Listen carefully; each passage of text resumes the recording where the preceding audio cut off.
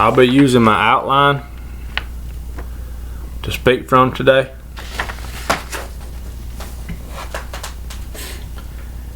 How many of you have a Bible in your homes? And if not in your homes, how many of you stayed at a hotel room where a woman was sitting on the nightstand? Me being a preacher myself, I use my Bible every single day, if not multiple times every single day. I bet every one of you has at least picked up the Bible, opened it up, just for the curiosity to see what was in it. And since everyone out there is more than likely at least opened the Bible up, let's look at where it all got started many, many years ago. In my speech today, you'll learn many interesting things. One, how the Bible got started. Two, how it became translated to the English language. And three, how it became the mass-produced book we see everywhere today. Let's begin looking how the Bible got started. The Bible actually got started around 3,500 years ago. We read in the Bible that God gave Moses the Ten Commandments on tablets on top of Mount Sinai. If you research the dates and times, that happened around 1400 BC. According to GreatSite.com, around 500 BC, the Old Testament was completed, all on scrolls in Hebrew language. Around 200 BC, also according to GreatSite.com, the New Testament was finished, but it was finished out in Greek manuscripts. So you see, by 200 BC, the whole Bible was completed, but it was in Hebrew and in Greek. So now that we've seen how the Bible got started, not everybody could read Hebrew and Greek language.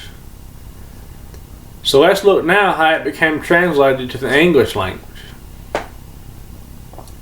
According to Charles C. Butterworth, the author of Literary Lineage of the King James Bible, John Wycliffe was a teacher and a preacher around 1300 AD. He believed that everyone should have the opportunity to read the Bible in their own language. So he sat down and wrote the first English manuscript Bible. He finished the New Testament around 1380 AD, and he finished the Old Testament around 1382 AD.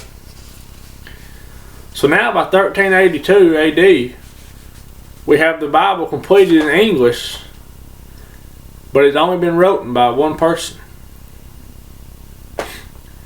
So far we've seen how the Bible got started, and we've seen how it got translated to English. Now let's take a look at how it became the mass-produced book we see today. According to GreatSite.com, the printing press was invented around 1450 AD by a person named Johann Gutenberg. As we all know, the invention of the printing press was one of the greatest inventions of all time. After the printing press was invented, just like John Wycliffe, everyone wanted a version of the Bible in their own language.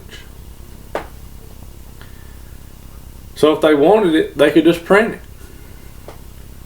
According to the Cambridge University Press, which wrote the Cambridge History of the Bible, there were numerous English versions of the Bible wrote between 1525 and 1611 AD.